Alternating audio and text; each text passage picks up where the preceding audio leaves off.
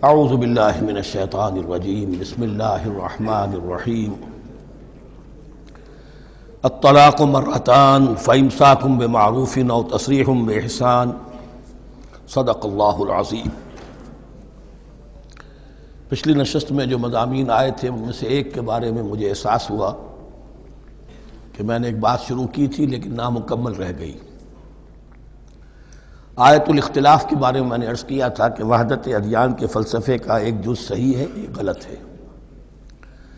صحیح جز کی وضاحت تو ہو گئی کہ یہ تمام جتنے بھی دنیا میں مذاہب ہیں اور دین ہیں یہ سب اسی دین حق سے نکلی ہوئی شاخیں ہیں۔ دین حق سے پگڈنڈیاں مڑی ہیں، صراط مستقیم سے پگڈنڈی مڑی ہے، کوئی بہت دور نکل گئی اور اس کا یوں سمجھیے کہ پہچانی ہوئی صورت بھی پہچانی نہیں جاتی، اتنی دور ہو گئی کہ اس کا اس دین حق کے ساتھ اب کوئی رشتہ نظر ہی نہیں آتا۔ کچھ اتنے دور نہیں ہوئے، قدرے قریب رہے، لیکن سب کی بنیاد ایک ہے۔ ظاہر بات ہے کہ حضرت آدم کی نسل سے بات شروع ہوئی ہے، حضرت آدم کی اولاد ایک ہی امت تھی، یہ تفرقے جو بھی ہوئے بعد میں ہوئے ہیں۔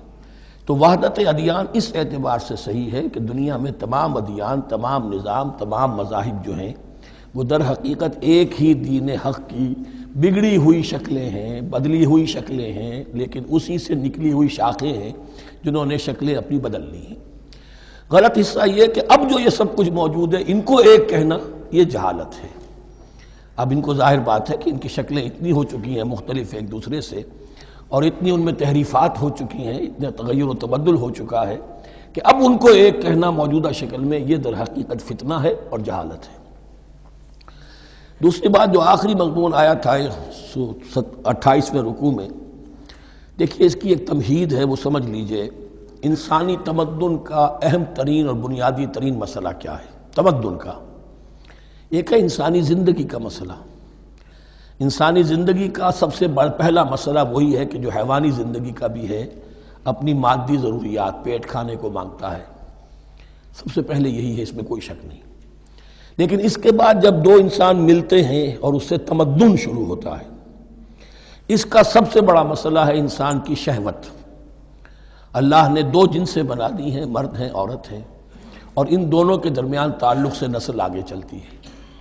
اب اس معاملے کو کیسے ہارنس کیا جائے، کیسے منظم کیا جائے، یہ جذبہ بہت پوٹنٹ ہے۔ جو فرائڈ نے کہا ہے، بس وہ یوں سمجھیے کہ ذرا زیادہ مرچ مسالہ لگا دیا، ورنہ اس میں کوئی شک نہیں کہ یہ بہت ہی پوٹنٹ جذبہ ہے انسان کا۔ انسٹنکٹ جو ہے، سیکس کا انسٹنکٹ، وہ بہت مضبوط ہے، بہت قوی ہے۔ لیکن جو شے جتنی قوی ہو اتنا ہی اسے پھر، جو گھوڑا جتنا منہ زور ہو اتنا ہی اس کو لگام دینا جو ہے وہ آسان نہیں ہوتا، اس کے لیے پھر مشقت کرنی پڑتی ہے۔ تو اب اگر تو اس سیکس کو اوپن کر دیا جاتا، کھلا سیکس، فری سیکس، آج کل یہ لفظ استعمال ہوتا ہے، فری سیکس، کیوس ہوتا، تمدن میں فساد ہو جاتا۔ اس کے لیے شادی کا معاملہ کہ ایک عورت کا ایک مرد کے ساتھ رشتہ رہے، سب کو معلوم ہو کہ یہ اس کی بیوی ہے، یہ اس کا شوہر ہے، تاکہ اس طریقے سے نسب کا معاملہ بھی چلے اور ایک خاندانی ادارہ وجود میں آئے۔ ورنہ تو خاندانی ادارہ بس کیسے وجود میں آئے گا؟ فری سیکس میں تو خاندانی ادارہ وجود میں آ ہی نہیں سکتا۔ تو شادی کا، نکاح کا یہ رشتہ جو ہے یہ اللہ تعالیٰ نے اختیار کیا اور یہ انسانوں کو سکھایا۔ اب اس میں مرد اور عورت کیا بالکل برابر ہیں؟ اس سے بڑی حماقت کوئی نہیں، اس لیے کہ کسی بھی ادارے کے دو برابر کے سربراہ نہیں ہو سکتے۔ اتنی موٹی بات ہے کہ اگر آپ کسی ایک محکمے کے دو ڈائریکٹر بنا دیں، بات غلط ہو جائے گی، خراب ہو جائے گی۔ ایک ڈائریکٹر، مینیجنگ ڈائریکٹر، دوسرے 10 ڈائریکٹر بنا دیجیے آپ، لیکن اوپر ایک ہوگا، جنرل مینیجر ایک ہوگا، ڈپٹی مینیجر 10 رکھ دیجیے۔ ہر ادارے میں اگر نظم قائم کرنا ہے تو ایک اوپر ٹاپ پر ہونا چاہیے۔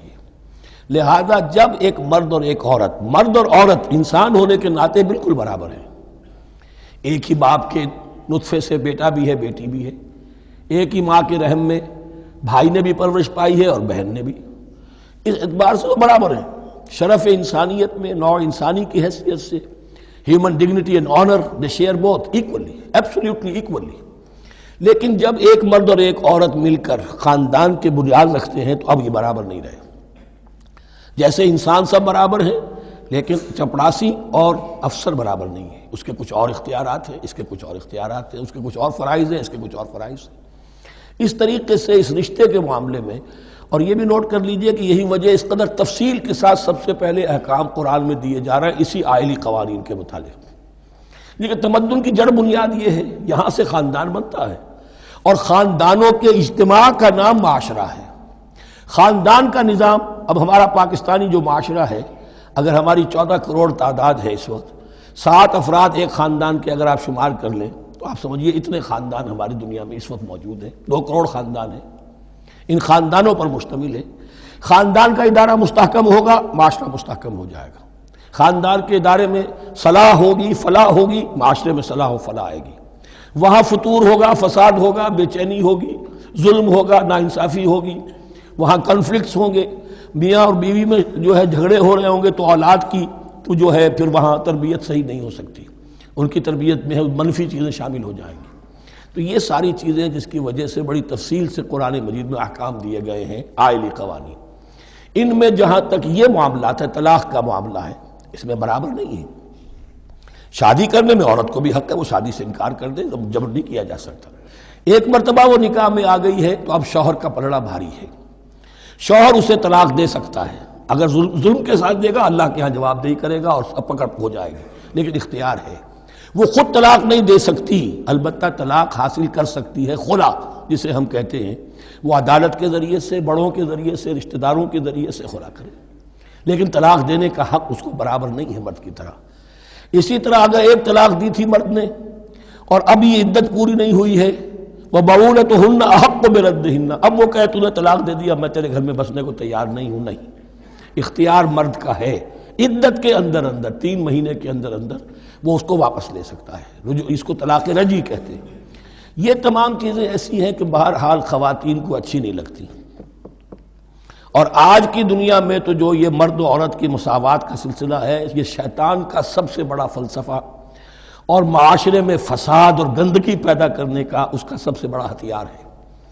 اور اب جو کچھ رہی صحیح اقدار ہماری ایشیا کے ممالک جو ہیں، زیادہ تر مسلمان ممالک ہیں، ان میں خاندانی نظام کی جو بچی کھچی شکل رہ گئی ہے اس کو برباد کرنے کے لیے یہ قاہرہ کانفرنس اور بیجنگ کانفرنس، اس ایشیا کا گھیراؤ دونوں طرف سے، مشرق سے اور مغرب سے، کہ عورت کو آزاد کرو، عورت کو اٹھاؤ، ایمینسیپیشن کے نام پر، آزادی کے نام پر، اور مرد و عورت کی مساوات کے نام پر، تاکہ خاندانی نظام ٹوٹ کر رہ جائے، جیسے کہ ان کے ہاں ٹوٹ چکا ہے خاندانی نظام نے۔ یہ کلنٹن صاحب نے کہا تھا اپنے سال 9 کے میسج میں کہ عنقریب ہماری قوم، امریکن نیشن، بہت جلد اس کی اکثریت حرام زادوں پر مشتمل ہوگی، born out of wedlock, وہ کسی شادی کے نکاح کے نتیجے میں کوئی وجود میں نہیں آئے ہیں، زنا کے نتیجے میں وجود آئی بھی قوم ہوگی۔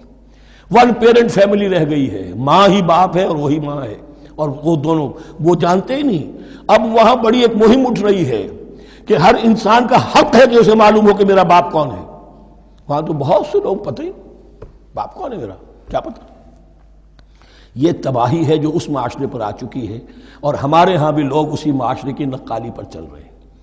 اور یہ نظریہ مساوات مرد و زن جو ہے یہ بہت ہی یوں سمجھیے کہ تابناک اور بہت اچھے الفاظ کے ساتھ سامنے آ رہا ہے۔ البتہ اس کا دوسرا رخ بھی ہے، اسلام نے عورت کو جو حقوق دیے ہیں بدقسمتی سے ہم مسلمانوں نے وہ بھی ان کو نہیں دیے۔ اس کی وجہ یہ ہے کہ ہمارے اوپر ہمارا ہانٹ کر رہا ہے ہمارا ہندوانہ پس منظر۔ ہندوؤں کے معاشرے میں عورت کی کوئی حیثیت نہیں، نہ اس کی وراثت کا حق ہے، نہ وہ بیوہ ہو جائے تو جینے کا حق تھا اس کو، وہ تو پھر ستی ہو جانا چاہیے اس کو، اس کے لیے تو زندگی کا حق بھی نہیں ہے، وراثت تو بہت دور کی بات رہی، کوئی پراپرٹی کا کوئی سوال نہیں، کسی طرح کی کوئی حیثیت نہیں، کوئی لیگل اینٹیٹی نہیں۔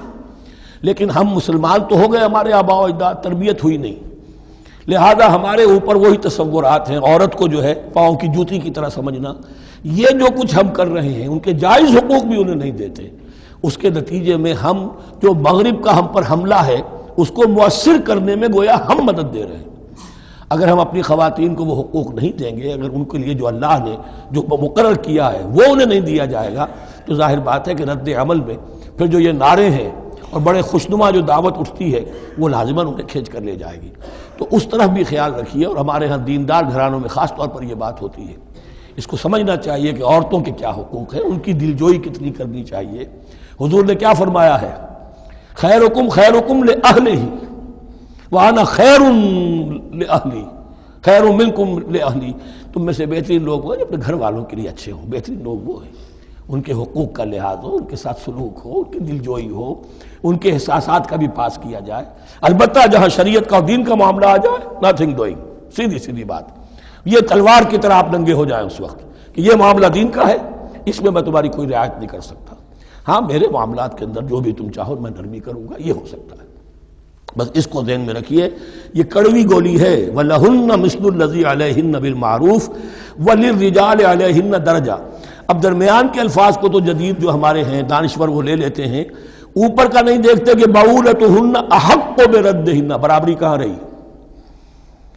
شادی کرتے ہوئے برابری ہے، عورت کہہ سکتی میں شادی نہیں کرتی، شادی نہیں ہوگی، اس وقت برابری ہے، دونوں کی رضامندی سے شادی ہوگی، یہ برابری ہے۔ لیکن جب ایک مرتبہ بیوی بن گئی اب برابر نہیں ہے۔ اب یہ فلسفہ جا کر پوری طرح بیان ہوگا سورہ نساء میں، اور رجال قوامون علی النساء، یہ بات پھر وہاں آئے گی۔ اس کی تمہید ہے یہ کہ یہ کڑوی گولی ذرا خواتین کے حلق سے اترنی شروع ہو جائے۔ وَبَعُولَتُهُنَّ أَحَقُّ بِرَدِّهِنَّ، اور اسی طریقے سے وَلِلرِّجَالِ عَلَيْهِنَّ دَرَجَةٌ۔ البتہ اللہ نے جو ذمہ داریاں عورت کے حوالے کی ہیں، جس طرح کے اس کے فرائض ہیں ویسے ہی اس کے حقوق بھی ہیں، یہ ہے جو بات کہی جا رہی لَهُنَّ مِثْلُ الَّذِي عَلَيْهِنَّ بِالْمَعْرُوفِ۔ اور یہ دنیا کا وہ اصول ہے کہ responsibilities and privileges they go together۔ کہیں آپ کا اگر ذمہ داری زیادہ تو حقوق اور اختیارات بھی زیادہ ہوں گے، ذمہ داری بہت ڈال دی، حقوق و اختیارات اتنے ہیں نہیں، آپ ذمہ داری ادا نہیں کر سکتے۔ جہاں ذمہ داری کم ہوگی وہاں حقوق و اختیارات بھی کم ہوں گے، یہ دونوں چیزیں پروپورشنیٹ چلتی ہیں۔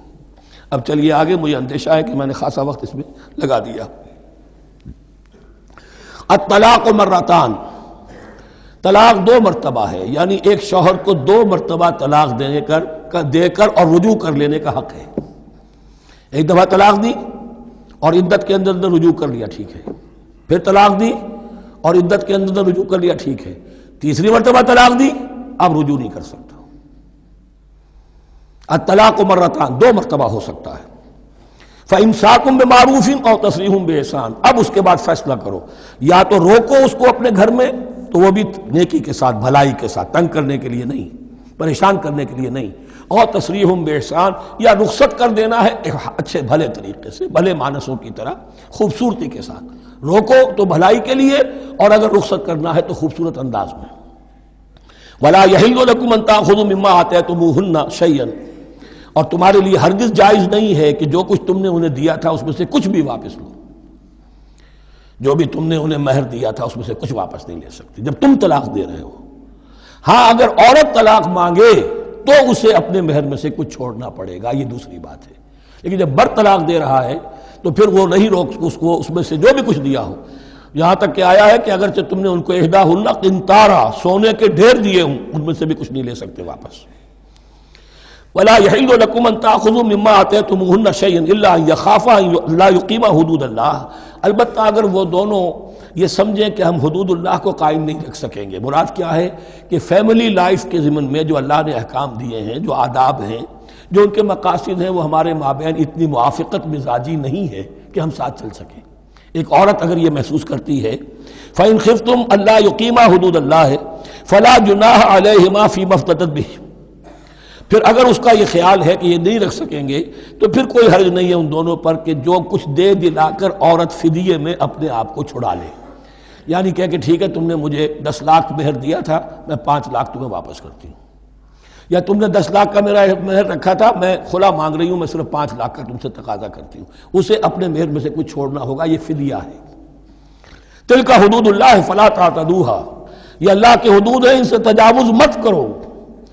دیکھیے روزے وغیرہ کے ضمن میں فلا تقربوها، اور یہاں فلا تعتدوها، اس لیے کہ یہاں بڑے دھڑلے سے آدمی جو ہے وہ ان حدود کو پامال کر جاتے ہیں، قانون یہی رہ جاتا ہے، روح اس کی ختم ہو جاتی ہے۔ وَمَن يَتَعَدَّ حُدُودَ اللَّهِ فَأُولَٰئِكَ هُمُ الظَّالِمُونَ، اور جو اللہ کے حدود سے تجاوز کرتے ہیں وہی ظالم لوگ ہیں۔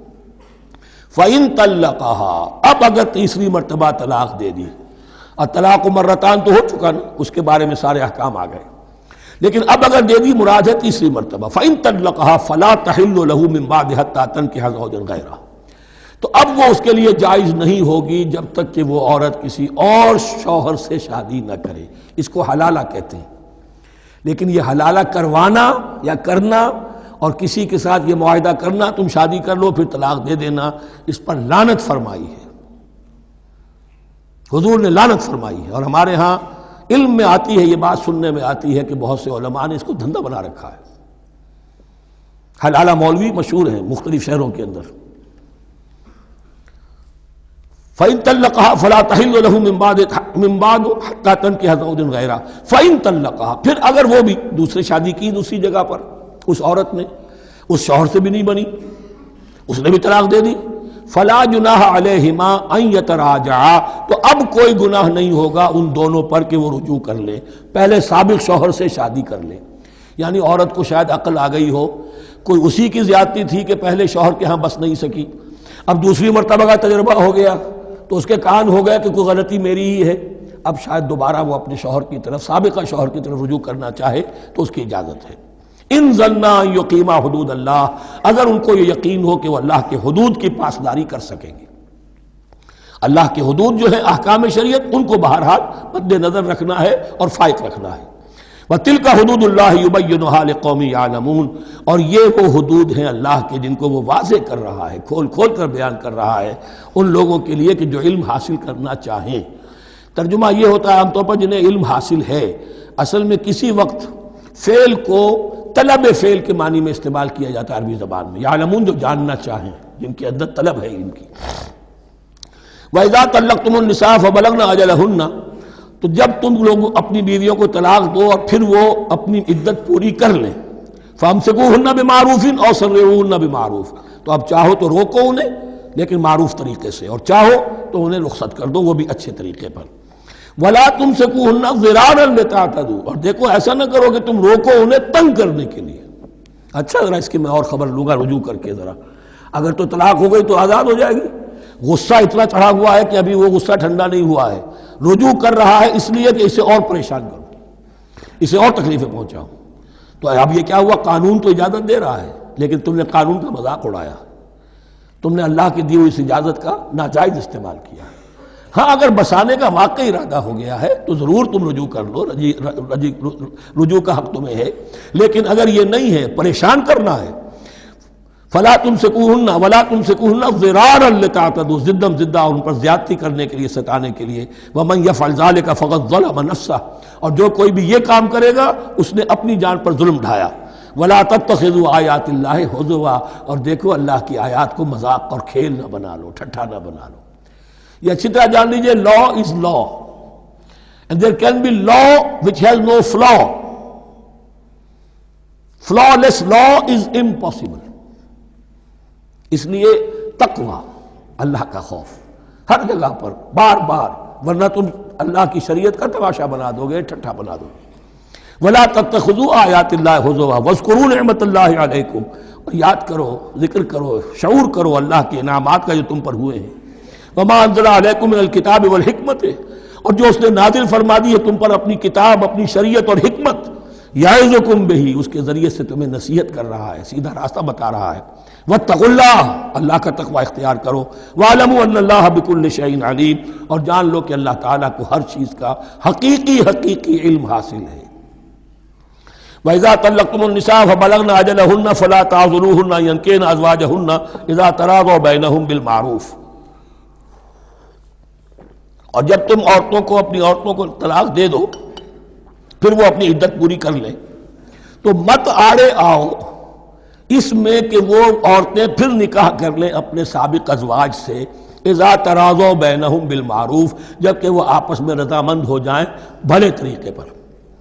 یعنی اگر طلاق مغلظ نہیں ہے، دیکھیے ایک طلاق ہوتی ہے بائن، پہلی طلاق، دوسری طلاق، یہ جب تک عدت ختم نہیں ہوئی طلاق رجعی کہلاتی ہے، اس کے دوران شوہر کو رجوع کرنے کا حق ہے۔ عدت پوری ہو گئی، اب یہ بائن ہو گئی، اب شوہر اور بیوی کا جو رشتہ ہے ٹوٹ گیا۔ اب اگر نکاح ہوگا تو دوبارہ ہوگا، اس میں عورت کی مرضی کو دخل ہے۔ عدت کے اندر عورت کی مرضی کو دخل نہیں ہے، لیکن عدت کے بعد اب عورت کو اختیار ہے، اب تو نکاح ثانی ہوگا، سوائے طلاق مغلظ کے۔ تیسری طلاق اگر ہو گئی ہے تو پھر جب تک اس کا نکاح کسی اور سے نہ ہو جائے، وہ بھی طلاق دے دے، تو ان کے درمیان نکاح نہیں ہو سکتا۔ گویا کہ یہ دو طلاقوں کے بعد اگر پھر یہ لوگ جبکہ طلاق بائن ہو چکی ہو وہی عورت وہی مرد پھر نکاح کرنا چاہیں تو اب تم آڑے مت آؤ۔ ہوتا کیا ہے، عورت کے بھائی ہیں، اب انہیں غصہ چڑھا ہوا، اس بدماش نے یہ کچھ کیا تھا، اس نے تمہیں ایسے ایسے ستایا تھا، اس نے یہ کیا تھا، اب تمہیں ہم شادی نہیں کرنے دیں گے اس کے ساتھ۔ نہیں، یہ کام تمہارا نہیں ہے۔ اگر وہ اذا تراضوا بینہم، اگر وہ باہم راضی ہو جائیں تو تم اب ان کے آڑے مت آؤ۔ بالمعروف ذالک یوعظ بہ من کان منکم یؤمن باللہ والیوم الآخر، یہ وہ چیزیں ہیں جن کی نصیحت کی جا رہی ہے تم میں سے ان کو جو واقعتاً ایمان رکھتے ہو اللہ پر اور یوم آخر پر۔ ان کے اندر ایمان ہی نہیں ہے، ان کے لیے یہ سارا جو ہے بھینس کے آگے بین بجائے جاؤ کیا حاصل ہے، وہ تو پھر اس کو کوئی فائدہ نہیں پہنچے گا۔ ذالک یوعظ بہ من کان منکم یؤمن باللہ والیوم الآخر ذالکم ازکی لکم واطہر، یہ طریقے جو ہیں تمہارے لیے زیادہ پاک ہیں، زیادہ عمدہ ہیں۔ واللہ یعلم وانتم لا تعلمون، اللہ جانتا ہے تم نہیں جانتے۔ اپنی عقل کو مقدم نہ رکھو، یہ اللہ کا علم ہے، اسی نے عورت کو بنایا، اسی نے مرد کو بنایا، اسے مرد بھی عزیز ہے عورت بھی عزیز ہے۔ الخلق عیال اللہ، حضور نے فرمایا تمام مخلوق اللہ کے کنبے کے مانند ہے۔ اللہ کو تو اپنا ہر انسان مرد ہو یا عورت ہو محبوب ہے، پسندیدہ ہے، اس کی تخلیق ہے، اس کا شاہکار ہے، لیکن یہ کہ وہ جانتا ہے کہ عورت کے کیا حقوق ہونے چاہیے، مرد کے کیا ہونے چاہیے۔ لہذا واللہ یعلم وانتم لا تعلمون والوالدات یرضعن اولادہن حولین کاملین، اور والداؤں کے لیے، ماؤں کے لیے ضروری ہے کہ وہ اپنی اولاد کو 2 سال دودھ پلائیں پورا۔ یہ خاص طور پر یہاں تذکرہ ہو رہا ہے جب طلاق کا مسئلہ ہو۔ اب طلاق ہو گئی، شوہر تو علیحدہ ہو گیا، شوہر کہتا ہے بھائی میرا بچہ تو میرا ہے، قانوناً تو اولاد شوہر کی ہوتی ہے، لیکن تم اسے دودھ پلاؤ، تو 2 سال تک وہ عورت انکار نہیں کر سکتی، دودھ پلائے گی۔ لمن اراد ان یتم الرضاعہ، جو شخص چاہے کہ یہ رضاعت پوری کروائے اپنی سابقہ مطلقہ بیوی سے۔ وعلی المولود لہ رزقہن وکسوتہن بالمعروف، لیکن اس عرصے کے لیے جس کی وہ اولاد ہے یعنی شوہر جو سابق ہے اس کے ذمے ہے اس کا رزق اور اس کا لباس، جسے ہم نان نفقہ کہتے ہیں۔ 2 سال اگر اس نے دودھ پلانا ہے اس ماں نے، مطلقہ ماں نے اپنے طلاق دینے والے شوہر کے بیٹے کو یا بیٹی کو، تو اب اس عرصے کے دوران اس کا نان نفقہ اس کے ذمے ہے، باپ کے ذمے ہے، بالمعروف، بڑے طریقے سے۔ یعنی یہ کہ ایسا نہ ہو کہ ہو تو کروڑ پتی لیکن اب وہ اس کو بیوی کو مطلقہ کو وہ دینا چاہے نان نفقہ اپنی خادماؤں کی طرح کا، نہیں، وہ ہونا چاہیے معروف طریقے پر۔ لا تکلف نفس الا وسعها، کسی پر ذمہ داری نہیں ڈالی جاتی مگر اس کی وسعت کے مطابق۔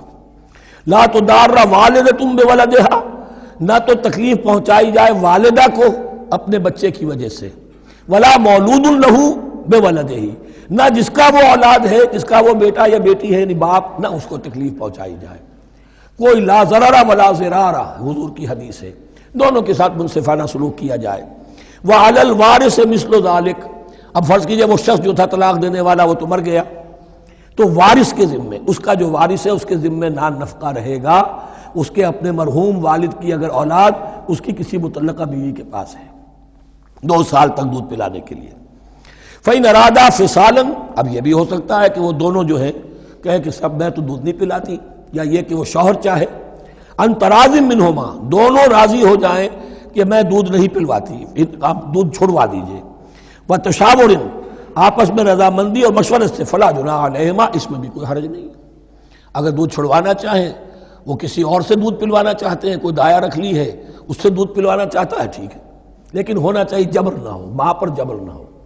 ان تراض منہما، دونوں کی رضامندی سے، وتشاور، اور مشورے سے، فلا جناح علیہما، تو پھر ان دونوں پر کوئی حرج نہیں ہے۔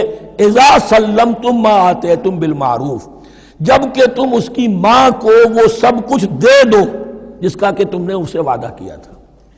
یہ نہ ہو کہ نان نفقے کو بچانے کے لیے اب تم کہو درمیان میں کہ چھوڑو جی مجھے تو سستی عورت مل رہی ہے دودھ پلا سکتی ہے، نہیں جی کون سا؟ وَإِنْ أَرَدْتُمْ أَنْ تَسْتَرْضِعُوا أَوْلَادَكُمْ فَلَا جُنَاحَ عَلَيْكُمْ، اگر تم چاہو کسی اور سے اب دودھ پلوانا، رضاعت کروانا، تو اس میں بھی کوئی حرج نہیں۔ فَلَا جُنَاحَ عَلَيْكُمْ إِذَا سَلَّمْتُمْ مَا آتَيْتُمْ بِالْمَعْرُوف، جبکہ ان کی ماں، اس کی ماں کو تم دے چکو جو کچھ کہ تم نے طے کیا تھا معروف اور بھلے طریقے پر. واتقوا اللہ، اور اللہ کا تقوی اختیار کرو. واعلموا ان اللہ بما تعملون بصیر، اور جان لو کہ جو کچھ تم کر رہے ہو اللہ اسے دیکھ رہا ہے. والذین یتوفون منکم ویذرون ازواجا، اور وہ کہ جو تم میں سے وفات پا جائیں اور وہ چھوڑ جائیں بیویاں. یتربصن بانفسہن، اب یہ عدت جو تھی، ایک تھی طلاق کی عدت، وہ 3 ماہواریاں آ جانا، 3 مہینے اندازن، اور ایک ہے جو فوت ہو گیا، اور بیوہ کی عدت کیا ہے. والذین یتوفون، جو تم میں سے وفات دے دیے جائیں، منکم تم میں سے، ویذرون ازواجا، پیچھے بیویاں چھوڑ گئے ہوں، یتربصن بانفسہن 4 اشہر وعشرا، وہ روکے رکھیں اپنے نفسوں کو 4 مہینے اور 10 دن. 4 مہینے 10 دن تک ایک جو بیوہ عورت ہے وہ کوئی اور نکاح نہیں کر سکتی. 4 مہینے 10 دن. فَإِذَا بَلَغْنَ أَجَلَهُنَّ، اور جب وہ اپنی اس مدت تک پہنچ جائیں، یعنی پوری ہو گئی مدت عدت کی، فَلَا جُنَاحَ عَلَيْكُمْ فِي مَا فَعَلْنَ فِي أَنفُسِهِنَّ، تو تم پر کوئی گناہ نہیں ہے اس معاملے میں جو وہ اپنے بارے میں کریں. اب وہ آزاد ہے، نکاح کر سکتی ہے. اب تم روکنا چاہو، ہماری ناک کٹ جائے گی، یہ بیوہ بیٹھ نہیں سکی، اس سے رہا نہیں گیا، نہیں، غلط بات، تمہارا کوئی اختیار نہیں. لا جناح علیکم فیما فعلن فی انفسہن بالمعروف، کریں نیک طریقے سے، بھلے طریقے سے، شریعت کے مطابق، قواعد شریعت کے مطابق، تو تمہارا اختیار نہیں ہے کہ روکو. واللہ بما تعملون خبیر، اور جو کچھ تم کر رہے ہو اللہ اس سے باخبر ہے. ولا جناح علیکم فیما عرضتم بہ من خطبۃ النساء واکننتم فی انفسکم، اب یہ انہی بیواؤں کا ذکر ہو رہا ہے. تم پر کوئی حرج نہیں ہے کہ جو تم اشارے میں کوئی بات و پیغام دینا چاہو کسی بیوہ کو، اشارے کنائے میں، لیکن یہ کہ اس میں عدت کے دوران نکاح تو نہیں ہو سکتا. اشارے کنائے میں یہ کچھ بات کہی جا سکتی ہے کہ مجھے دلچسپی ہے، شاید میں کوئی بھی طریقہ اختیار کیا جائے. او اکننتم فی انفسکم، یا اپنے دلوں میں چھپائے رکھو، تو اللہ کو کوئی اعتراض نہیں. اس میں یہ کہ ظاہر بات ہے کہ ایک آدمی علم اللہ انکم ستذکرونہن، اللہ کے علم میں ہے تمہیں ان کا خیال تو آئے گا ہی. آخر یہ عورت تھی، بیوہ ہو گئی ہے، اب میں اس سے شادی کر سکتا ہوں، آپ کو رغبت ہے اس کی طرف نکاح کی، تو اب کوئی آدمی سوچے میرے دل میں خیال آ رہا ہے بیوہ کے بارے میں، میں تو گناہ گار ہو گیا، میرا دل گناہ گار ہو گیا، نہیں، یہ قانون فطرت ہے. علم اللہ انکم ستذکرونہن، اللہ کے علم میں ہے ان کا خیال تو تمہیں آئے گا ہی. ولیکن لا تواعدوہن سرا، لیکن ایسا نہ کرو کہ ان سے معاہدہ کر لو خفیہ خفیہ، طے ہو جائے، بات پکی ہو جائے. سرا الا ان تقولوا قولا معروفا، سوائے اس کے کہ کوئی معروف بات کہہ دی جائے جس سے انہیں اشارہ مل جائے، بس. ولا تعزموا عقدۃ النکاح حتی یبلغ الکتاب اجلہ، اور مت باندھو گراہ نکاح کی جب تک کہ قانون شریعت اپنی مدت پوری نہ کر لے، یعنی عدت جب تک پوری نہ ہو جائے. اب یہاں دیکھیے حتی یبلغ الکتاب، کتاب سے مراد شریعت، قانون شریعت. کتاب سے مراد یہاں کیا ہے کہ جو بھی قانون آ چکا ہے کتاب کے اندر، 4 مہینے 10 دن کے بعد نکاح اس سے پہلے نہیں ہوگا. وَاعْلَمُوا أَنَّ اللَّهَ يَعْلَمُ مَا فِي أَنفُسِكُمْ فَاحْذَرُوهُ، اور جان لو کہ اللہ خوب جانتا ہے جو تمہارے دلوں میں ہے، پس اس سے ڈرو، اس کی پکڑ سے بچو. وَاعْلَمُوا أَنَّ اللَّهَ غَفُورٌ حَلِيمٌ، اور یہ بھی جان لو اللہ غفور بھی ہے، بخشنے والا بھی ہے. وہ خطا ہو گئی ہے، استغفار کرو، توبہ کرو، اللہ معاف فرمائے گا. اور حلیم ہے، وہ فوراً نہیں پکڑتا بلکہ ڈھیل دیتا ہے، مہلت دیتا ہے، اگر چاہو تو تم توبہ کر لو. لا جناح علیکم ان طلقتم النساء ما لم تمسوهن او تفرضوا لهن فریضہ، تم پر کوئی گناہ نہیں ہے کہ تم ایسی بیویوں کو طلاق دے دو کہ جن کو نہ تو تم نے اب تک چھوا ہو اور نہ ان کے لیے مہر مقرر کیا ہو. یہ ہو جاتا تھا، نکاح جو ہے بچپن میں بھی کر دیے جاتے تھے، لیکن ابھی کوئی نوبت نہیں آئی ہے، نکاح تو ہو گیا لیکن نہ کوئی مہر مقرر ہوا ہے، نہ کوئی ان کی ملاقات ہوئی ہے. تو اگر ایسا کرو گے تو سکتے ہو. وَمَتِّعُوهُنَّ، لیکن شرافت کا تقاضا یہ ہے کہ جو لڑکی تم سے منسوب رہی ہے، اب اگر وہ رشتہ توڑ رہے ہو تو اسے کچھ دے دلا کر، اسے کچھ نہ کچھ متاع، کچھ سامان دنیاوی دے کر.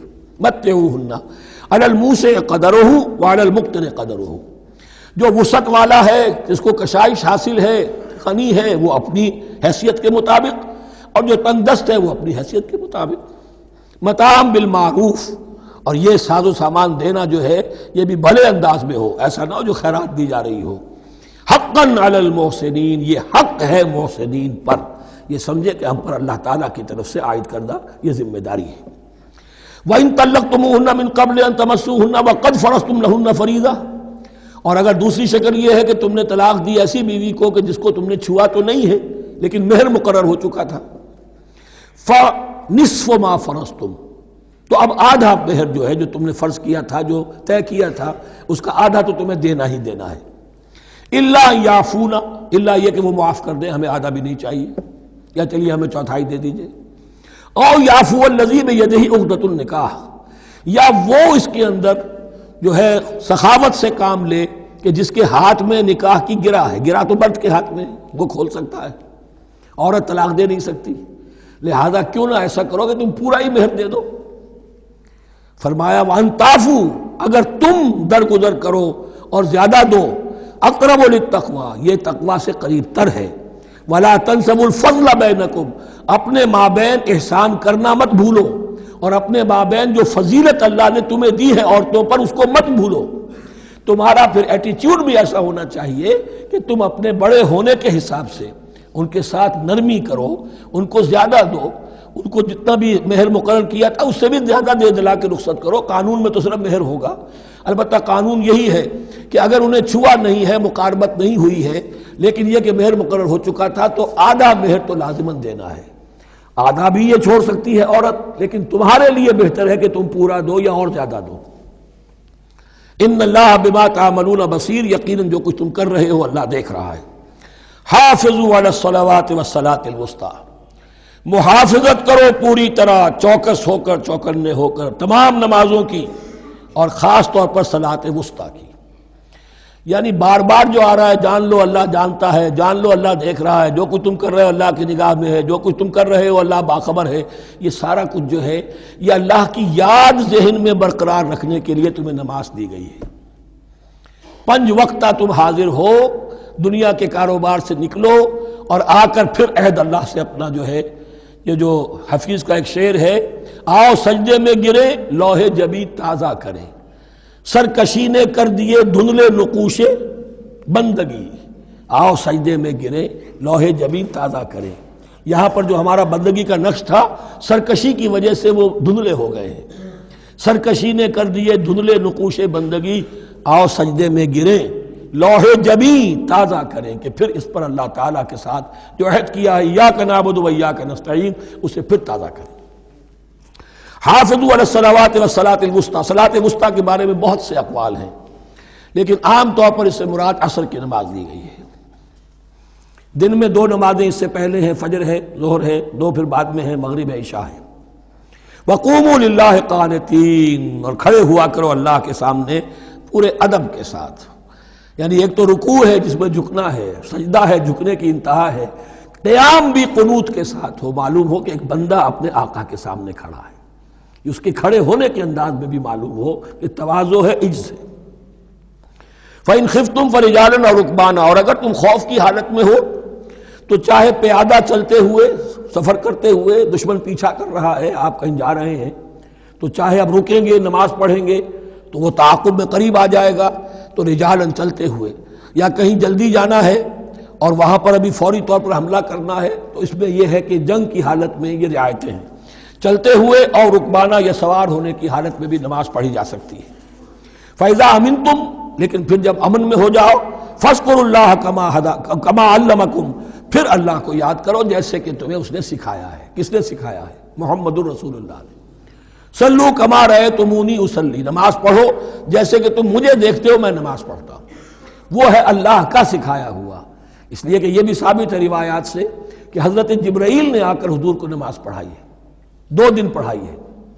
ایک دن 5 نمازیں اول وقت میں پڑھائیں، دوسرے دن 5 نمازیں آخری وقت میں پڑھائیں، اور بتا دیا کہ ان نمازوں کا وقت ان اوقات کے دوران ہے۔ تو معلم جو ہے حضور کے نماز کے معاملے میں حضرت جبرائیل ہے، اور اب حضور جو ہے پوری امت کے لیے معلم ہے۔ فَإِذَا أَمِنْتُمْ فَاذْكُرُوا اللَّهَ كَمَا عَلَّمَكُمْ مَا لَمْ تَكُونُوا تَعْلَمُونَ، جو کہ تم نہیں جانتے تھے اللہ نے تمہیں سکھایا ہے۔ وَالَّذِينَ يُتَوَفَّوْنَ مِنْكُمْ وَيَذَرُونَ أَزْوَاجًا، اور پھر دوبارہ لوٹ کر معاملہ آ رہا ہے بیواؤں کا، اور جو لوگ تم میں سے وفات دے دیے جائیں اور وہ چھوڑ جائیں پیچھے بیویاں، وصیۃ لازواجہم متاعا الی الحول غیر اخراج، تو ان کی بیویوں کے لیے وصیت لازماً، اپنی بیویوں کے لیے وصیت لازماً کریں 1 سال تک کے لیے نان نفقے کی، اور بغیر اس کے کہ انہیں گھروں سے نکالا جائے۔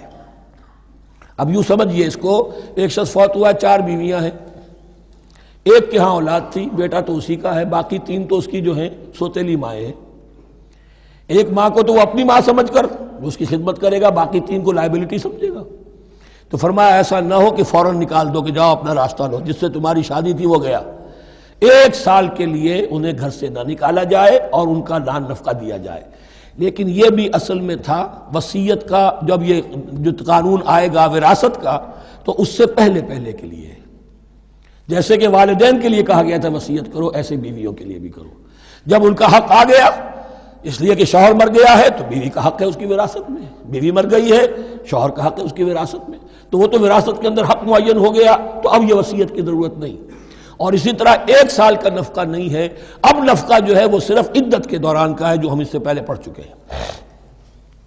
فَإِنْ خَرَجْنَ فَلَا جُنَاحَ عَلَيْكُمْ فِي مَا فَعَلْنَ فِي أَنفُسِهِنَّ، لیکن اگر وہ خود نکل جائیں، ظاہر بات ہے کہ عدت ہوتی 4 مہینے 10 دن، اب تم سال بھر روکو گے تو نہیں ان کو، اگر وہ شادی کر کے کہیں اور جا کے بسنا چاہیں تو تم پر کوئی الزام نہیں آئے گا، جو کچھ وہ کرتی ہیں اپنی جانوں کے بارے میں معروف ہو، بھلے طریقے پر، معروف طریقے پر۔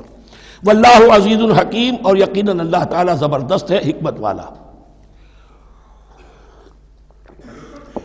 وللمطلقات متاع بالمعروف، اسی طرح مطلقات کے لیے بھی ساز و سامان زندگی کی ضروریات ہے معروف طریقے پر، حقا علی المتقین، لیکن یہ ہے عدت کے وقت تک کے لیے۔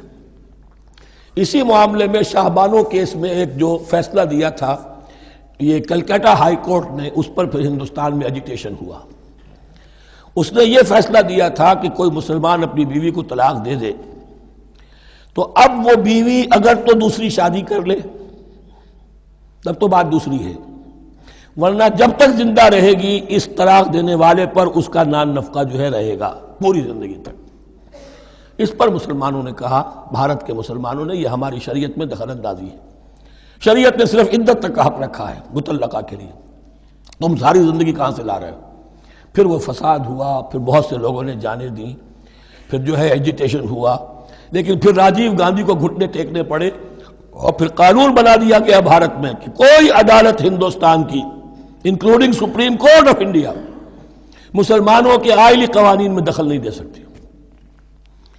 میں سلام کیا کرتا ہوں مسلمانان بھارت کو، ہمارے ہاں ایک ڈکٹیٹر نے، فوجی ڈکٹیٹر نے آئلی قوانین بنائے جنہیں سنیوں نے، شیعوں نے، اہل حدیث نے، بریلویوں نے، دیوبندیوں نے اور جماعت اسلامی کی ٹاپ کی قیادت سب نے یہ کہا کہ یہ غلط قوانین ہیں، اور وہ آج تک چل رہے ہیں۔ ایک اور ملٹری عامر 11 برس تک یہاں پر لمن الملک اليوم، میرے لیے ہے بادشاہی، میں ہوں مقتدر اعلیٰ، مقتدر قادر مطلق، یہ کہتا وہ چلا گیا اور اس قوانین کو جو کا تو برقرار رکھا ہے۔ اسی پر بھی میں نے شورا سے استعفیٰ دیا تھا ان کے، لیکن مسلمانوں نے وہاں پر یہ بات بھی نہیں ہونے دی کہ جب قرآن شریعت کا حکم جو ہے وہ یہ ہے کہ مطلقہ کو عدت تک کے لیے نان نفقہ ہے تو ساری زندگی کا کوئی معاملہ نہیں۔ کذالک یبین اللہ لکم آیاتہ لعلکم تعقلون، اسی طرح اللہ تعالیٰ تمہارے لیے اپنی آیات کو واضح کر رہا ہے تاکہ تم عقل سے کام لو اور سمجھو۔ اب جو 2 رکوع اگلے آ رہے ہیں یہ بڑے اہم ہیں اس اعتبار سے کہ یہ تاریخ بنی اسرائیل کا غزوہ بدر ہے جس کا تذکرہ ہوگا۔ میں ایک بات آپ کو بنی اسرائیل کی تاریخ کی بتا چکا ہوں کہ جب حضرت موسیٰ کے انتقال کے بعد یوشع ابن نون کی سرکردگی میں انہوں نے جہاد کیا، قتال کیا تو فلسطین فتح ہو گیا، لیکن انہوں نے چھوٹی چھوٹی حکومتیں 12 بنا لی اور آپس میں لڑتے بھی رہے۔ لیکن 300 برس کے بعد پھر صورتحال پیدا ہوئی، وہ واقعہ ہوگا جو اب سامنے آ رہا ہے کہ جب ان کے اوپر دنیا تنگ ہو گئی، آس پاس کے جو کافر اور مشرک لوگ تھے انہوں نے انہیں دبا لیا، بہت سو کو ان کے گھروں سے، ان کے ملکوں سے نکال دیا، تو پھر تنگ آ کر انہوں نے کہا اس وقت کے نبی سے کہ ہمارے لیے کوئی بادشاہ بنا دیجئے، سپہ سالار بنا دیجئے، اب ہم اللہ کی راہ میں جنگ کریں گے۔ تو وہ جو جنگ ہوئی ہے طالوت اور جالوت کی، اس جنگ کے بعد سے خلافت راشدہ شروع ہوئی ہے دور بنی اسرائیل کی۔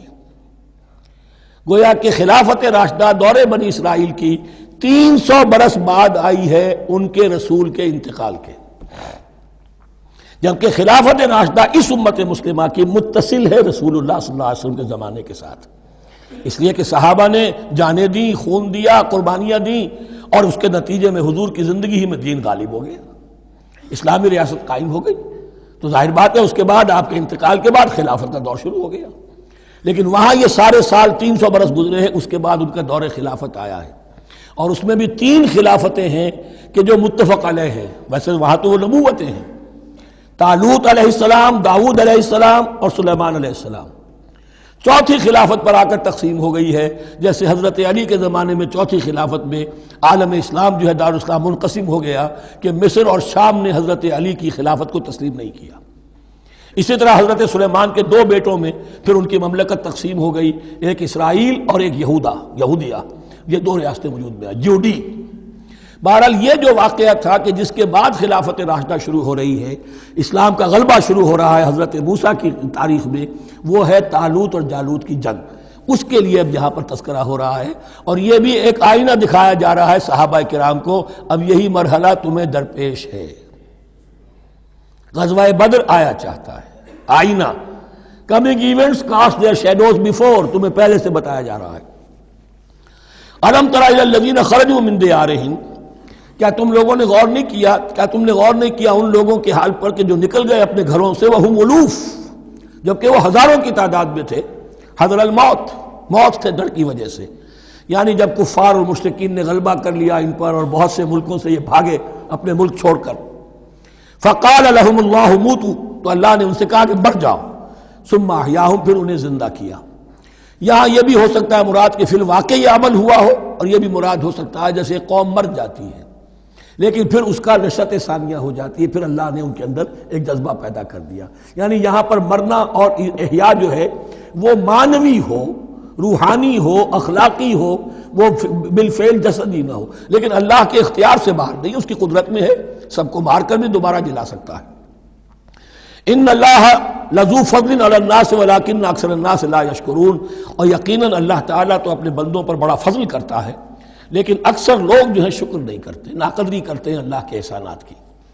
لیکن اب وہ غزوہ بدر جو ہے ان کا سابقہ امت مسلمہ کا، اس کا حال بیان کرنے سے پہلے مسلمانوں سے گفتگو ہو رہی، اس لیے کہ ہے تو ساری ان کے لیے، ان کی ہدایت کے لیے۔ تاریخ بیان کرنا قرآن کا مقصد نہیں ہے، تاریخ کی کتاب نہیں ہے یہ، تو جو پروسیس آف ریولوشن چل رہا تھا، جو جد و جہد تھی، جو تحریک تھی محمد رسول اللہ کی، جس مرحلے میں سے وہ تحریک گزر رہی ہے، اسی مرحلے کی مناسبت سے سابقہ تاریخ سے بھی واقعات لائے جا رہے ہیں، اور اسی کی مناسبت سے وہ جو بھی وقتی احکام ہیں وہ دیے جا رہے ہیں۔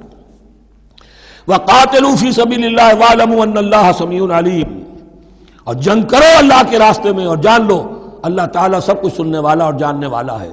من ذا الذی یقرض اللہ قرضا حسنا فیضاعفہ لہ اضعافا کثیرا، کون ہے وہ شخص کہ جو اللہ کو قرض حسنہ دے؟ یہ انفاق جب کیا جاتا ہے خالص اللہ کے دین کے لیے، تو اللہ کہتا ہے یہ میرے ذمہ قرض ہے، دین میرا ہے، تم میرے دین کو غالب کرنا چاہتے ہو، میری حکومت قائم کرنا چاہتے ہو، تو جو کچھ اس میں خرچ کرو گے وہ مجھ پر قرض ہے، قرض حسنہ ہے۔ من ذا الذی یقرض اللہ قرضا حسنا فیضاعفہ لہ، تو اللہ اس کو اس کے لیے بڑھاتا رہے، دگنا کرتا رہے، اضعافا کثیرا، دگنا چوگنا، بہت گنا۔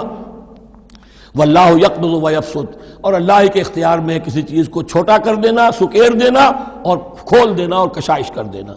وَإِلَيْهِ تُرْجَعُونَ، اور اسی کی طرف تمہیں لوٹا دیا جائے گا۔ یہاں دیکھیے یہ دونوں چیزیں، جہاد بالنفس اس کی آخری شکل قتال، اور جہاد بالمال اس کے لیے پہلے لفظ آ رہا تھا انفاق، اب قرض حسنہ، اللہ کو قرض حسنہ۔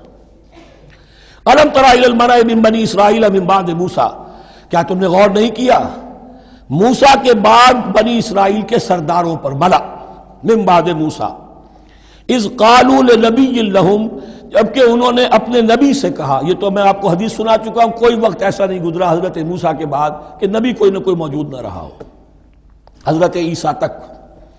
اس زمانے کے جو نبی تھے ان سے انہوں نے کہا لَهُمْ مُبَعْثُ لَنَا مَلِكًا نُقَاتِلْ فِي سَبِيلِ اللَّهِ، اب ہمارے لیے کوئی بادشاہ مقرر کر دیجئے تاکہ ہم اللہ کی راہ میں قتال کریں، جنگ کریں۔ یہاں بادشاہ سے مراد ہے جو سپہ سالار ہو، نبی ہے تو ظاہر بات ہے کہ نبی کا رتبہ تو بلند رہے گا، لیکن نبی کے تابع ہو کر کوئی شخص کہ جو جنگ کی سپہ سالاری کر سکے اس کو نامزد کر دیجئے۔ قال هل عصیتم ان کتب علیکم القتال الا تقاتلوا، جو نبی تھے، یہ سیموئیل نبی تھے، سموئیل، یہ آپ اولڈ ٹیسٹمنٹ میں پڑھیں گے، سیموئیل نبی، انہوں نے کہا کہ اس کا بھی اندیشہ ہے کہ جب جنگ فرض کر دی جائے اللہ تو قاتلو، پھر تم جنگ نہ کرو، یعنی ابھی تو بڑے تمہارے دعوے ہیں، بہادری دکھا رہے ہو، بڑا جوش و خروش ہے، کہیں ایسا تو نہیں ہوگا کہ ادھر سے میں اللہ تعالیٰ سے اجازت بھی لوں جنگ کی اور تمہارے لیے کوئی سپہ سالار یا بادشاہ بھی بنا دوں اور پھر تم جنگ سے کنی کترا جاؤ۔ قالوا وما لنا الا نقاتل فی سبیل اللہ، ان کا کیسے ممکن ہے کہ ہم اللہ کی راہ میں قتال نہ کریں؟ وقد اخرجنا من دیارنا وابنائنا، جبکہ ہمیں نکال دیا گیا ہمارے گھروں سے اور ملکوں سے اور اپنے بیٹوں سے، یعنی ان کی اولاد کو تو انہوں نے غلام بنا لیا، ان کی عورتوں کو بانیاں بنایا، اب یہ تو نکلے ہوئے ہیں اپنے ملکوں سے خوف سے بھاگے ہوئے۔ فلما كتب علیہم القتال، تو جب ان پر وہ جنگ فرض کر دی گئی، تولوا الا قلیلا منہم، تو پیٹھ پھیر گئے سب کے سب سوائے کچھ لوگوں کے۔ یہ گویا کہ تنبیہ کی جا رہی ہے، مسلمانوں تم بھی بہت کہتے رہے ہو کہ حضور ہمیں جنگ کی اجازت ملنی چاہیے، ہم کب تک یہ ظلم سہیں گے، لیکن ایسا نہ ہو، دیکھو اب جب جنگ کا حکم آئے، اب پڑھ چکے ہم وہ آیت کتب علیکم القتال وہو کرہ لکم، اب اچھی نہیں لگ رہی جنگ، جان تو پیاری ہے، تو اب دکھا دیا گیا وہاں بھی یہ ہوا۔ واللہ علیم بالظالمین، اور اللہ ایسے ظالموں سے خوب باخبر ہے۔ وقال لهم نبیہم، اور ان سے کہا ان کے نبی نے، ان اللہ قد بعث لکم طالوت ملکا، تمہارے لیے اللہ تعالیٰ نے طالوت کو بادشاہ مقرر کیا ہے۔ ان کا نام تورات میں آیا ہے سول یا ساؤل، SAUL۔ اب یہ سمجھ میں نہیں آتا، ہو سکتا ہے کہ اصل نام ساؤل ہو، لیکن چونکہ وہ بہت قداور تھے، طول قداور، اس لیے ان کا ایک صفاتی نام ہو طالوت۔ قرآن مجید نے صفاتی نام لیا ہے کہ وہ بہت قداور تھے۔ قالوا انا یکون لہ الملک علینا، اب انہوں نے کہا کیسے ہو سکتا ہے کہ اسے بادشاہت ملے ہمارے اوپر، ونحن احق بالملک منہ، ہمیں زیادہ حق حاصل ہے اس کے مقابلے میں کہ ہمیں بادشاہی دی جائے۔ ولم یؤت سعۃ من المال، وہ تو مفلس ہے، اسے تو اللہ نے کوئی زیادہ دولت دی نہیں ہے، کیونکہ ان کے معیار تو یہی تھے، جو دولت مند ہے وہی صاحب عزت ہے۔ قال ان اللہ اصطفاہ علیکم، اب نبی نے کہا اب جو چاہو کہو، اللہ نے اس کو چن لیا ہے تم پر، یہ فیصلہ اب ہو چکا، اللہ کا فیصلہ ہے، ڈیوائن ججمنٹ ہے، ڈیوائن ڈیسیجن ہے، کین ناٹ بی ریووکڈ۔ وزادہ بسطۃ فی العلم والجسم، اور اسے کشادگی عطا کی ہے علم اور جسم دونوں چیزوں میں، قداور ہے، طاقتور ہے، اور اسی طریقے سے علم اور فہم دیا ہے۔ تم دولت دیکھتے ہو، اللہ نے چنا ہے ان دو چیزوں کی بنا پر، جسمانی طاقت، جسمانی قوت، اس دور میں ظاہر بات ہے اس کی بہت ضرورت تھی، اور دوسرے یہ کہ اسے علم دیا ہے، فہم دیا ہے، سمجھ دی ہے، دانش دی ہے۔ واللہ یؤتی ملکہ من یشاء، اور اللہ تعالیٰ جس کو چاہتا ہے اپنی بادشاہت دے دیتا ہے۔ واللہ واسع علیم، اللہ بہت سمائی والا ہے، واسع، اس کی وسعت جو ہے وہ اتھا ہے، اور علیم، اور سب کچھ واسع علیم، جاننے والا ہے، یعنی وہ جس کو جو کچھ دیتا ہے بربنائے علم دیتا ہے، کون اس کا مستحق ہے۔ وقال لهم نبيهم ان آیۃ ملکہ ان یاتیکم التابوت فیہ سکینۃ من ربکم وبقیۃ مما ترک آل موسیٰ وآل ہارون تحملہ الملائکہ، اور ان سے کہا ان کے نبی نے کہ طالوت کی بادشاہت کی ایک نشانی یہ ہوگی کہ وہ صندوق جو تمہارے سے جاتا رہا چھن چکا ہے، جس میں سکینہ ہے، تمہارے لیے تسکین کا سامان ہے تمہارے رب کی طرف سے، اور بقیت مما ترک آل موسیٰ و آل ہارون، اور کچھ تبرکات ہیں جو آل موسیٰ اور آل ہارون کے اس صندوق میں رکھے ہوئے ہیں، تحملہ الملائکہ، وہ ملائکہ کی تحویل میں ہے۔ اب ان کی بادشاہی کی علامت کے طور پر وہ صندوق تمہارے پاس واپس آ جائے گا۔ اصل میں یہ تابوت سکینہ جو ہے، یہ ان کا ایک بڑا لکڑی کا صندوق ہے، اب بھی ہے، ان کا دعویٰ ہے کہ موجود ہے، اور مسجد اقصیٰ کے نیچے جو سرنگ ہے اس میں موجود ہے۔ بعض ذرائع سے فوٹو لے کر بھی انہوں نے ڈاکومنٹری فلم بھی ابھی دکھا دی ہے کہ موجود ہے۔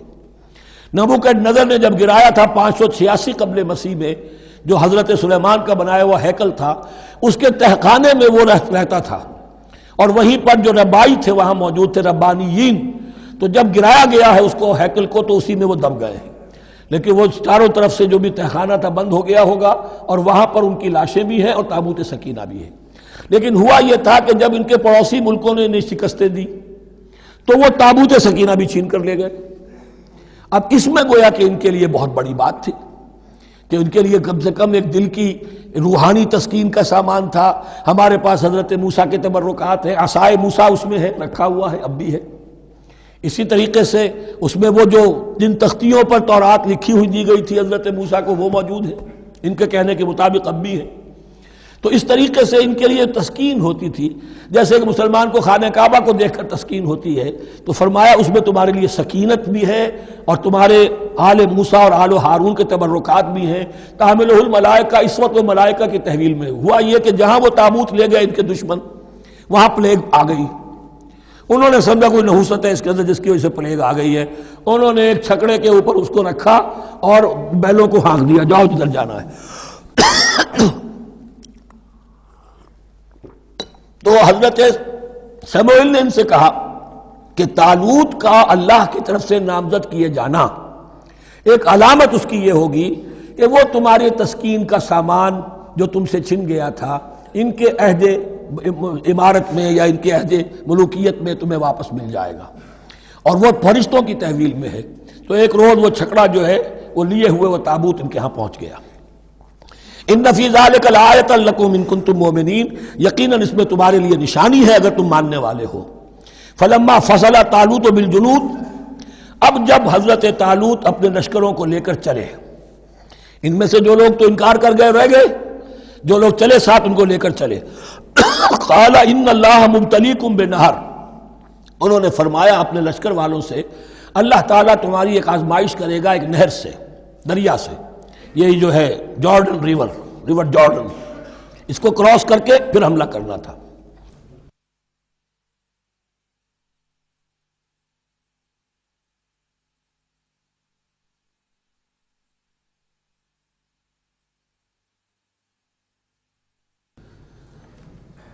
بسم اللہ اولہ وآخرہ. فلما فصل طالوت بالجنود، تو جب طالوت اپنے لشکروں کو لے کر چلے، قال ان اللہ مبتلیکم بنہر، تو انہوں نے کہا کہ اللہ تعالیٰ تمہاری آزمائش کرے گا ایک دریا سے، یعنی دریائے اردن. فمن شرب منہ فلیس منی، جو اس میں سے پیٹ بھر کر پانی پیے گا وہ مجھ میں سے نہیں ہے. ومن لم یطعمہ فانہ منی، جو اس میں سے پانی نہیں پیے گا وہ میرا ساتھی ہے. الا من اغترف غرفۃ بیدہ، سوائے اس کے کہ کوئی صرف اپنے چلی سے لے کر، چلو سے، اور وہ کچھ وہ ایک گھونٹ لے لے. یہ اصل میں ہر کمانڈر کے لیے ضروری ہوتا ہے کہ کسی بھی بڑی جنگ سے پہلے اپنے ساتھیوں کا مورال دیکھے، ڈسپلن کی حالت دیکھے. تو جیسے حضور نے بھی غزوہ بدر سے قبل مشاورت کی تھی کہ مسلمانوں ایک لشکر آ رہا ہے جنوب سے کیل کانٹے سے لیس، اور ایک قافلہ آ رہا ہے شمال سے، اور اللہ نے ان دو میں سے ایک کا وعدہ کیا تمہیں ضرور ملے گا، بتاؤ کدھر چلے. اندازہ ہو گیا کچھ لوگ جو کمزوری دکھا رہے تھے انہوں نے کہا چلیں جی پہلے قافلہ لوٹ لیں، اور جو لوگ تھے باہمت انہوں نے کہا جو حضور آپ کی ارادہ، جو آپ کا منشا ہو. تو یہاں بھی انہوں نے اس سے ٹیسٹ کیا ہے کہ آیا وہ میرے حکم کی پابندی کرتے ہیں یا نہیں کرتے. فشربوا منہ، تو ان سب نے، بہتوں نے پیا اس میں سے خوب جی بھر کر. الا قلیلا منہم، سوائے ان میں سے بہت کم تعداد میں. فلما جاوزہ هو والذین آمنوا معہ، تو جب گزرے اس دریا کے پار، اترے وہ اور وہ لوگ جو ان کے ساتھ ساتھیہ اہل ایمان رہے تھے. یعنی پہلی سکریننگ پہلے ہو چکی تھی، جو قتال ہی کے منکر ہو گئے تھے، اور اس کے بعد دوسری ہو گئی ہے کہ جو اس چھلنی میں سے نہیں نکل سکے، وہ پانی پی کر بے سدھ ہو گئے. یہ ایسا ہی ہے جیسے غزوہ احد میں حضور صلی اللہ علیہ وسلم کے ساتھ 1000 آدمی مدینے سے نکلے تھے اور پھر عین وقت پر 300 آدمی ساتھ چھوڑ کر چلے گئے. تو جب انہوں نے دریا پار کر لیا، انہوں نے اور ان کے ساتھی اہل ایمان نے، قالوا لا طاقت لنا اليوم بجالوت وجنود، تو انہوں نے کہا کہ ہمارے اندر تو واقعتاً طاقت نہیں ہے کہ ہم جالوت کا اور اس کے لشکروں کا مقابلہ کر سکیں. یہ گولیت جس کو کہتے ہیں جالوت، یہ بڑا قوی ہیکل انسان تھا، اور اس کا جو زرہ بختر تھا وہ اتنا پورا جسم ڈھکا ہوا کہ سوائے آنکھ کے سوراخ کے اور کچھ نہیں تھا اس میں، جو نظر ہی نہیں آتا تھا. تو اس نے مبارزت کی اور کوئی بھی مقابلے پر نہیں آ رہا تھا. قال الذين يظنون انهم ملاقو الله كم من فئة قليلة غلبت فئة كثيرة باذن الله، تو کہا ان لوگوں نے جو یقین رکھتے تھے کہ اللہ سے ملاقات کرنی ہے کہ کئی مرتبہ ایسا ہوا ہے، کتنی مرتبہ ایسا ہوا ہے کہ چھوٹی جماعت غالب آ گئی ہے بڑی جماعت پر اللہ کے حکم سے. یعنی آگے بڑھو، ہمت کرو، اپنی جو ہے کم ہمتی کا ثبوت نہ دو، اللہ تعالیٰ کی نصرت سے، اللہ کی مدد سے تمہیں فتح حاصل ہو جائے گی۔ واللہ مع الصابرین، اللہ تو صابروں کے ساتھ ہے۔ ولما برزوا لجالوت وجنودہ، تو جب وہ سامنے آئے جالوت اور اس کے لشکروں کے، برزا ظاہر ہو جانا، سامنے آمنے سامنے آ جانا، اب ادھر ان کا لشکر ہے طالوت علیہ السلام کا، اور ادھر وہ جالوت کا لشکر ہے۔ قالوا، اب انہوں نے دعا کی، ربنا افرغ علینا صبرا، اے اللہ ہم پر صبر انڈھیل دے۔ یہ افرغ کا لفظ ہوتا ہے کسی برتن سے پانی اس طرح گرا دینا کسی کے اوپر کہ وہ برتن خالی ہو جائے، گھڑوں پانی ڈال دینا یا کچھ اور برتن میں سے۔ افرغ علینا صبرا، ہم پر صبر انڈھیل دے، صبر کی بارش فرما دے۔ ربنا افرغ علینا صبرا وثبت اقدامنا، اور ہمارے قدموں کو جما دے، وانصرنا علی القوم الکافرین، اور ہماری مدد فرما ان کافروں کے مقابلے میں۔ یہی دعا گویا کہ تلقین کی جا رہی ہے اہل ایمان کو کہ جب بدر کے موقع پر تمہارا مقابلہ ہوگا تو تمہیں یہ دعا کرنی چاہیے۔ فَهَزَمُوهُمْ بِإِذْنِ اللَّهِ، تو انہوں نے بھگا دیا ان کو اللہ کے حکم سے، اللہ کے اذن سے، اللہ کی مشیت سے۔ وَقَتَلَ داود جالوت، اور قتل کیا جالوت کو داود نے۔ یہ داود جو ہے تورات سے معلوم ہوتا گڈریے تھے، جنگلوں میں رہتے تھے اپنی بھیڑیں بکریاں لے کر، اور ان کے پاس ایک گوپیا ہوتا تھا، اس گوپیے کے اندر پتھر رکھ کر اس کو گھما کر وہ مارتے تھے، لیکن نشانہ اتنا صحیح تھا کہ اس سے وہ کہتے تھے کہ میں شیروں کے جبڑے توڑ دیتا ہوں۔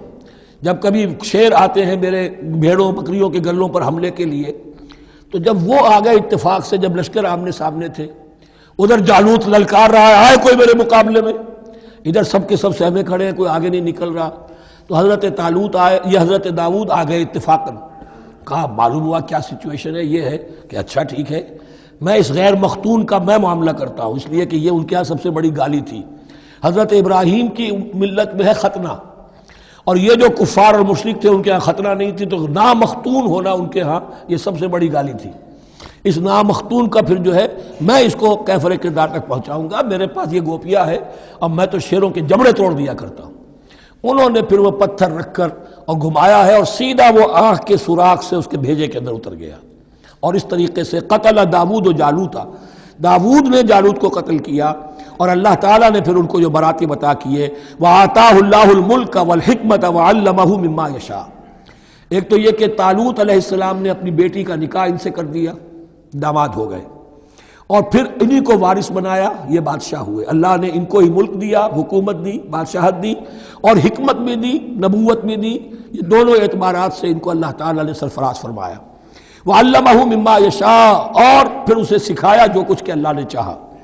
وَلَوْلَا دَفْعُ اللَّهِ النَّاسَ بَعْضَهُمْ بِبَعْضٍ، اور اگر اس طریقے سے اللہ ایک گروہ کو دوسرے کے ذریعے سے دفع نہ کرتا رہے، زمین میں فساد ہوتا ہے تو اللہ تعالیٰ کو شکل ایسی پیدا کرتا ہے کہ کسی اور گروہ کو سامنے لا کر مفسدوں کا خاتمہ کرتا ہے۔ اگر ایسا نہ ہوتا، وَلَوْلَا دَفْعُ اللَّهِ النَّاسَ بَعْضَهُمْ بِبَعْضٍ لَفَسَدَتِ الْأَرْضُ، تو زمین میں فساد ہی فساد پھیل گیا ہوتا۔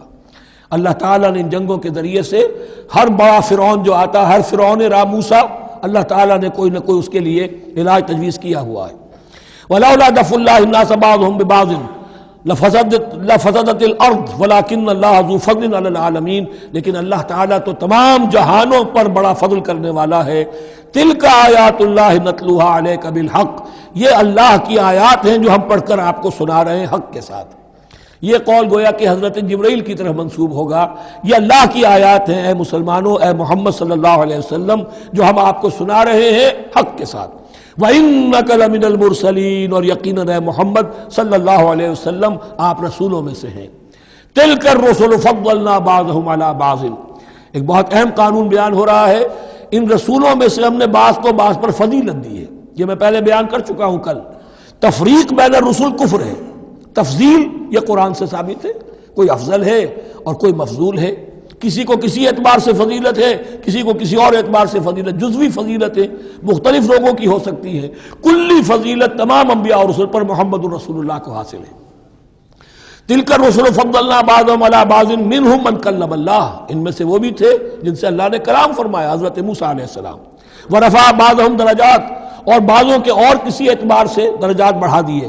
وآتینا عیسی ابن مریم، اور ہم نے عیسیٰ ابن مریم کو البینات بڑے کھلے معجزے دیے. وأیدناہ بروح القدس، اور ان کی مدد فرمائی حضرت جبرائیل کے ساتھ. وَلَوْ شَاءَ اللَّهُ مَا اقْتَتَلَ الَّذِينَ مِن بَعْدِهِمْ مِن بَعْدِ مَا جَاءَتْهُمُ الْبَيِّنَاتُ، لیکن اللہ چاہتا تو یہ آپس میں نہ لڑتے جھگڑتے، نہ یہودیوں کی آپس میں جنگیں ہوتی، نہ یہودیوں نصرانیوں کی ہوتی، نہ نصرانیوں کے فرقے ایک دوسرے سے لڑتے. وَلَوْ شَاءَ اللَّهُ مَا اقْتَتَلَ الَّذِينَ مِن بَعْدِهِمْ مِن بَعْدِ مَا جَاءَتْهُمُ الْبَيِّنَاتُ، اس کے بعد کہ ان کے پاس واضح تعلیمات آ چکی تھیں. وَلَٰكِنِ اخْتَلَفُوا، لیکن انہوں نے اختلاف کیا. فَمِنْهُم مَّنْ آمَنَ وَمِنْهُم مَّنْ كَفَرَ، ان میں وہ بھی ہیں جو ایمان لے آئیں گے اور ان میں وہ بھی ہیں جو کفر پر اڑ گئے ہیں. وَلَوْ شَاءَ اللَّهُ مَا اقْتَتَلُوا، اگر اللہ چاہتا ان پر لازم کر دیتا، یعنی جبراً تکوینی طور پر، تو اختلاف نہ کرتے جھگڑتے نہ. وَلَٰكِنَّ اللَّهَ يَفْعَلُ مَا يُرِيدُ، لیکن اللہ تو کرتا ہے جو چاہتا ہے. اللہ نے جو دنیا کو اس حکمت پر بنایا ہے کہ یہ دنیا کی زندگی آزمائش ہے، آزمائش کے لیے آزادی دی ہے. تو جو شخص غلط راستے پر جانا چاہے اسے آزادی ہے، جو صحیح راستے پر آنا چاہے اسے آزادی ہے. بارک اللہ لی و لکم فی القرآن العظیم ونفعنی و